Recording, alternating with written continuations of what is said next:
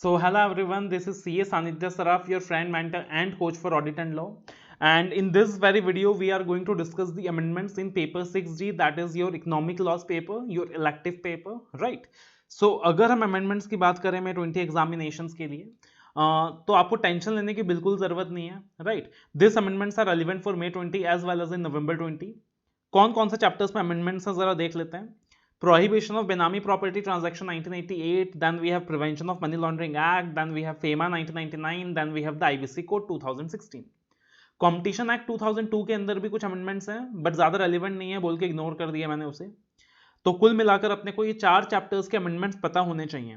अब देखना ध्यान से सुनना, अगर हम बात करें prevention of money laundering act की, फेमा 1999 की एंड आईबीसी कोड की, ये 3 चैप्टर्स पेपर 4 में भी हैं, पेपर 6G में भी हैं, राइट? तो पेपर 4 जो है आपका कॉर्पोरेट एंड इकोनॉमिक लॉज, ये 3 चैप्टर्स पेपर 4 में भी है, पेपर 6G में भी है. और prevention of benami property transaction act 1988 paper 4 में नहीं है, सिर्फ 6G में है. अब इन 3 चैप्टर्स के अंदर जो अमेंडमेंट्स आए हैं वो एग्जैक्टली पेपर 4 में भी सेम है, पेपर 6G में भी सेम है. आप इंस्टीट्यूट का अमेंडमेंट्स जो इंस्टीट्यूट ने जारी करा है आरटीपी के अंदर, आप कंपेयर करके देख सकते हो कि इन 3 चैप्टर्स के अमेंडमेंट्स एग्जैक्टली सेम है, राइट? अगर आप मेरा अमेंडमेंट शीट भी कंपेयर करोगे तो पेपर 6D का जो अमेंडमेंट शीट है, पेपर 4 का जो अमेंडमेंट शीट है, उसमें ये 3 चैप्टर्स का अमेंडमेंट का पार्ट बिल्कुल सेम है. तो अकॉर्डिंगली अब मैं क्या करने वाला हूं, इस वीडियो के अंदर मैं कवर करने वाला हूं सिर्फ prohibition of benami property transactions 1988 के अमेंडमेंट्स. बाकी 3 चैप्टर्स के अमेंडमेंट्स मैं कवर नहीं करने वाला हूं बिकॉज पेपर 4 के पर्पस के लिए इन 3 चैप्टर्स के अमेंडमेंट्स ऑलरेडी मैं आपको पढ़ा चुका हूं और मेरे यूट्यूब चैनल में उसे अपलोड भी कर चुका हूं. फेमा के लिए मैंने छोटे छोटे वीडियोस अपलोड किए हैं बिकॉज फेमा में 3 नए टॉपिक्स ऐड हुए हैं, राइट? फेमा के अंदर 3 नए टॉपिक्स ऐड हुए हैं, that is external commercial borings, overseas direct investment and imports of goods and services. तो ये 3 नए नए टॉपिक्स ऐड हुए हैं, छोटे छोटे टॉपिक्स ऐड हुए हैं और ये तीनों के अलग अलग वीडियोस, छोटे छोटे वीडियोस 20-20 मिनट के मैंने अपलोड कर दिया है. एक पेपर 4 का मैंने अमेंडमेंट वीडियो अपलोड किया है जिसके अंदर आपको फॉर्मूला का अमेंडमेंट मिल जाएगा, राइट? तो इस पर्टिकुलर वीडियो के अंदर we are going to discuss the prohibition of benami property transaction 1988 के अमेंडमेंट्स. और बाकी के लिए आप पेपर 4 का जो अमेंडमेंट वीडियोस है वो रेफर कर लोगे. ये जो अमेंडमेंट शीट है आपको मेरे टेलीग्राम चैनल के अंदर मिल जाएगा. You will get in my Telegram channel law and audit saga by CA Sanidhya Saraf. अगर आप मेरे टेलीग्राम चैनल पे अभी तक नहीं हो तो उसे तुरंत ज्वाइन कर लीजिए, टेलीग्राम डाउनलोड कर लीजिए पहले प्ले स्टोर से और तुरंत मेरा टेलीग्राम चैनल ज्वाइन कर लीजिए, राइट? उसके अंदर आपको ये अमेंडमेंट शीट भी मिल जाएगा. उसके अलावा बहुत सारे free resources, free voice clips आपको उस चैनल के माध्यम से मिलने वाले हैं. वीडियो अच्छा लगे तो लाइक करना मत भूलना, शेयर करना मत भूलना, चैनल को सब्सक्राइब करना मत भूलना. अब बिना टाइम वेस्ट किए let us start the amendments. So now starting with the amendments of the Benami Transaction Act 1988, right? So अगर हम बेनामी ट्रांजैक्शन एक्ट की बात करें तो जो अमेंडमेंट्स हैं मेनली आपको देखने को मिलता है सेक्शन 24 के अंदर, 46 के अंदर, 47 के अंदर, 54A के अंदर और 54B के अंदर. बाकी जो अमेंडमेंट्स हैं वो टाइम पास हैं, काम के नहीं है. मेनली इन 5 सेक्शंस के अमेंडमेंट हैं जो आपके लिए काम के हैं, राइट? तो सबसे पहले बात करते हैं सेक्शन 24 के अमेंडमेंट की. Mark this amendment as very very important, सबसे ज्यादा इंपॉर्टेंट अमेंडमेंट है ये. और अगर मैं एग्जामिनर रहूंगा तो इस पर्टिकुलर अमेंडमेंट के ऊपर क्वेश्चन जरूर ड्राफ्ट करूंगा, राइट? तो what is section 24? What is section 24? सबसे पहले रिकॉल कर लेते हैं कि सेक्शन 24 में अपन ने क्या डिस्कस किया था और फिर अमेंडमेंट के बारे में बात करते हैं.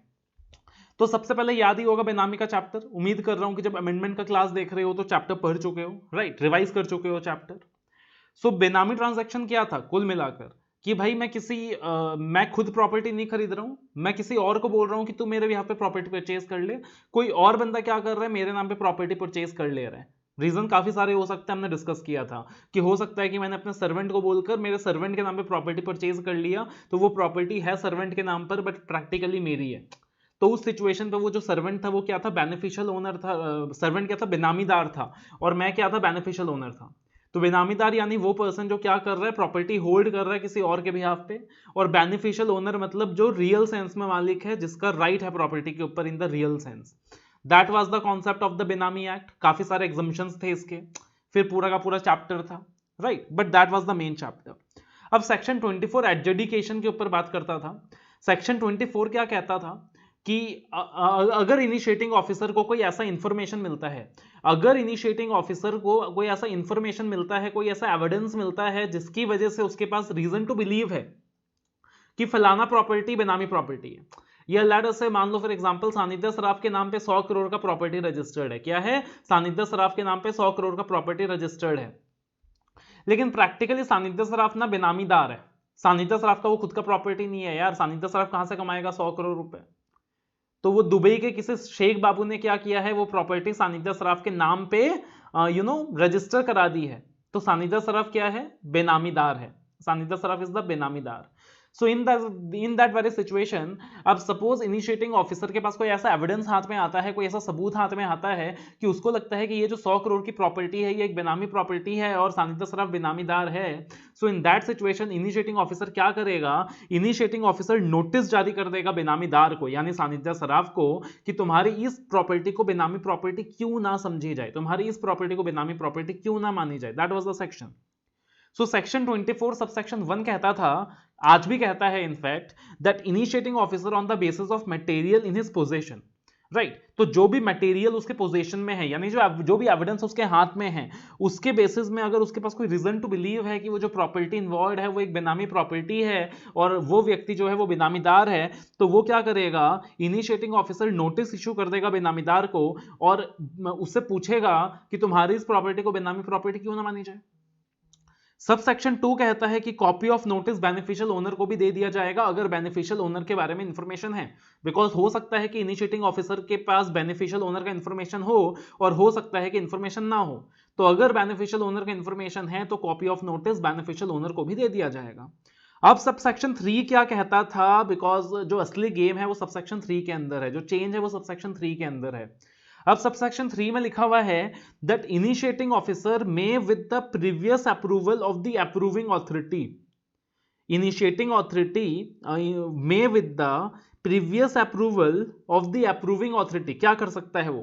वो एक ऑर्डर जारी कर सकता है, लिखित में ऑर्डर जारी कर सकता है, राइटिंग में ऑर्डर जारी कर सकता है to provisionally attach the property. Provisionally attach the property for a period not exceeding 90 days. Provisional attachment का मतलब क्या हो गया? प्रोविजनल अटैचमेंट का मतलब हो गया कि सानिध्य सराफ अब उस प्रॉपर्टी को ट्रांसफर नहीं कर सकता, डिस्पोज नहीं कर सकता, कन्वर्ट नहीं कर सकता, कुछ भी नहीं कर सकता। ठीक है, तो for the time being provisionally उसने क्या कर दिया? प्रॉपर्टी को अटैच कर दिया। Later on special court confiscation का ऑर्डर पास करता है, वो आगे की बात है।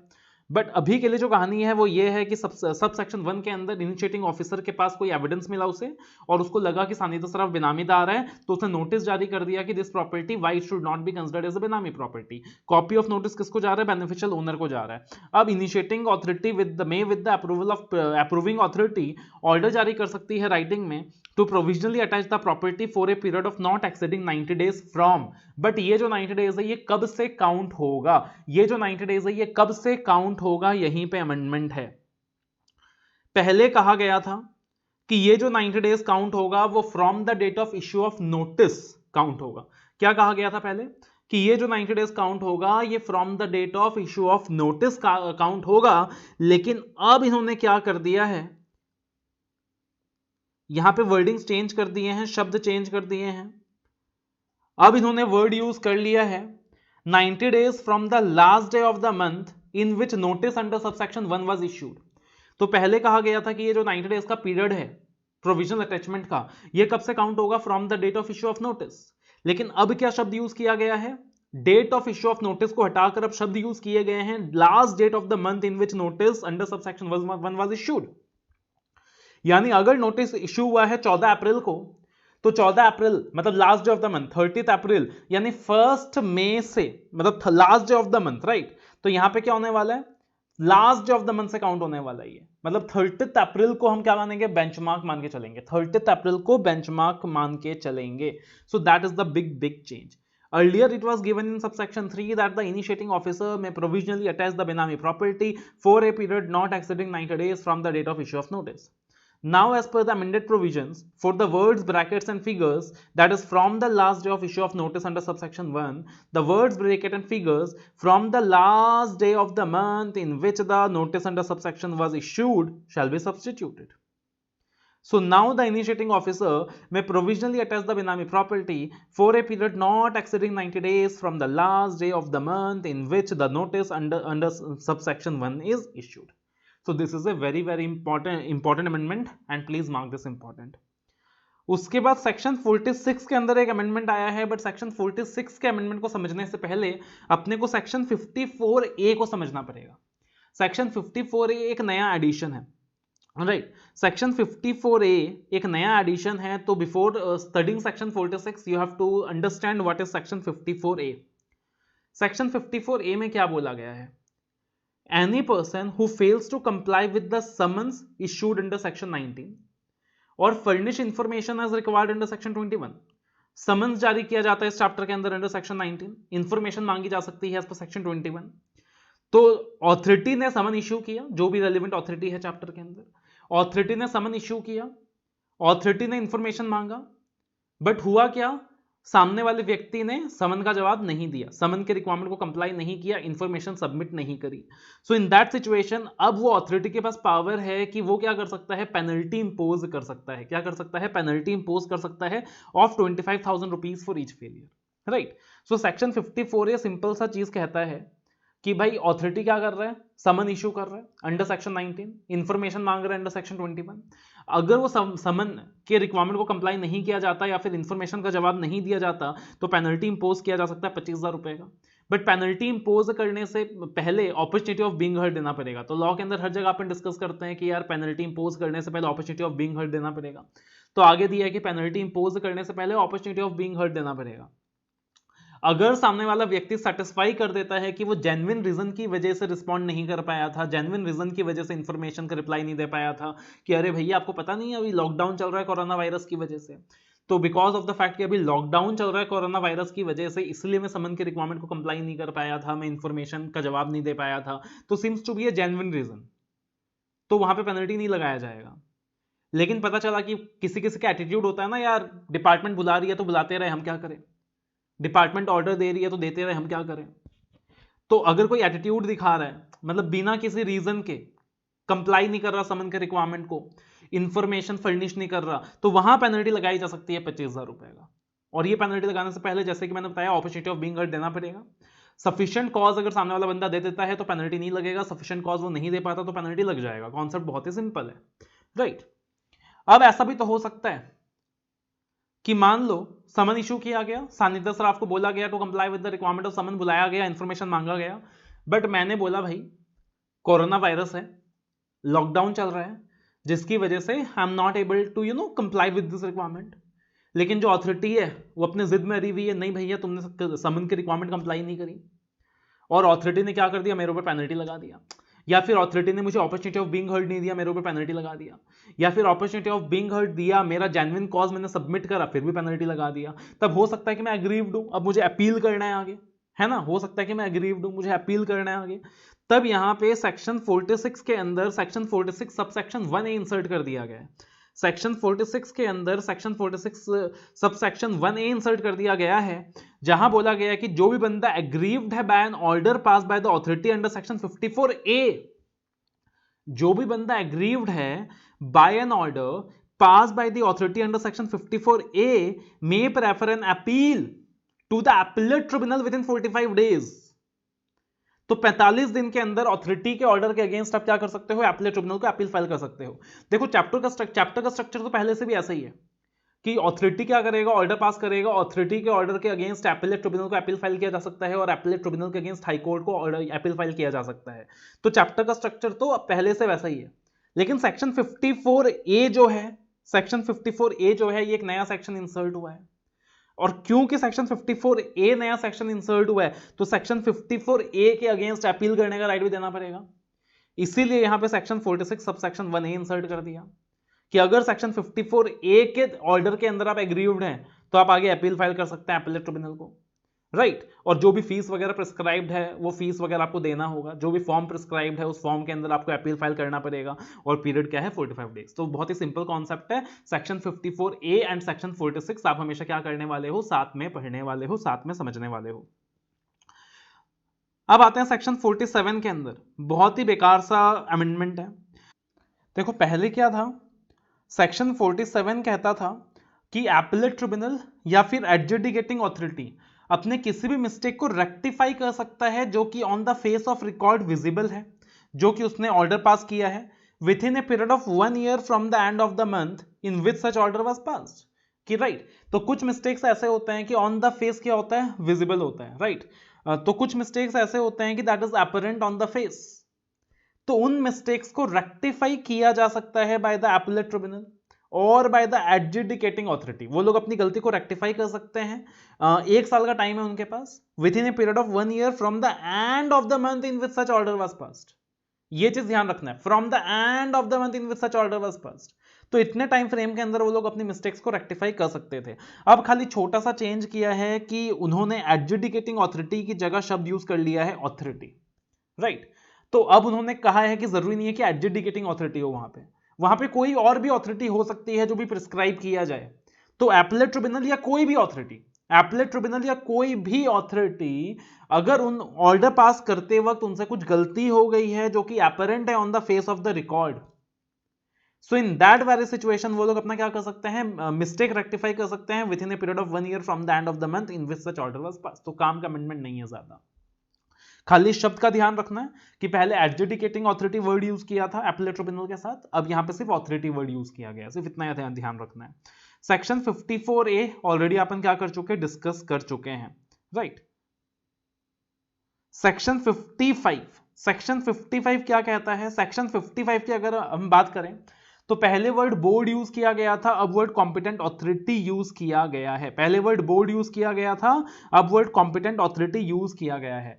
चैप्टर के अंदर बोर्ड का मतलब था सीबीडीटी, चैप्टर के अंदर बोर्ड का मतलब था सीबीडीटी, और सेक्शन ये कहता था कि प्रोसिक्यूशन इनिशिएट किया जा सकता है against any person in respect of any offence under section 3, section 53 और 54 with the sanction of board. पहले क्या कहा गया था कि prosecution shall be initiated against any person in respect of any offense under section 3, section 53 और 54 with the sanction of board।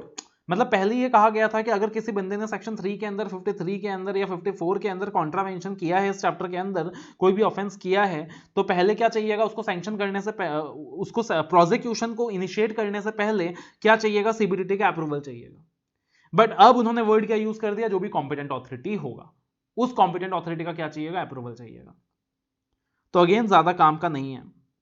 और अगर आप कॉम्पिटेंट ऑथोरिटी के यहाँ पे डेफिनेशन देखोगे तो कॉम्पिटेंट ऑथोरिटी को डिफाइन भी किया हुआ है, that competent authority means a commissioner, a director, principal commissioner of income tax और a principal director of income tax as defined under the income tax act, right. तो पहले वहां पे बोर्ड का अप्रूवल चाहिए था, अब कॉम्पिटेंट ऑथोरिटी का अप्रूवल चाहिएगा, जो कि कमिश्नर हो सकता है, डायरेक्टर हो सकता है, principal commissioner of income tax या principal director of income tax हो सकता है।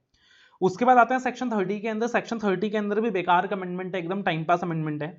देखो आप सबको पता है कि यार सबसे पहले ऑथोरिटी आता है और ऑथोरिटी के बाद क्या आता है, ऑथोरिटी के बाद आता है एपेलेट ट्रिब्यूनल। सबसे पहले ऑथोरिटी आएगा इस चैप्टर के अंदर और ऑथोरिटी के बाद एपेलेट ट्रिब्यूनल आएगा।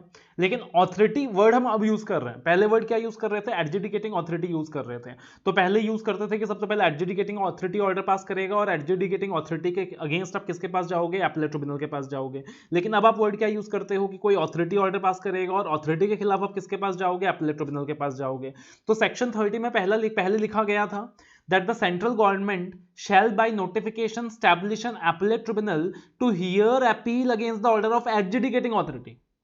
अब वहां पे adjudicating authority को रिप्लेस करके क्या कर दिया, authority। टाइम पास अमेंडमेंट है एकदम।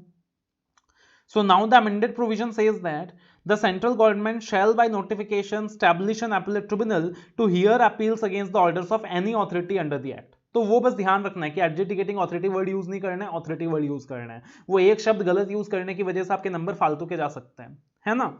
तो वो आपको बस ध्यान रखना है। और लास्ट सेक्शन अगेन ज्यादा काम का नहीं है, ज्यादा रेलिवेंट नहीं है।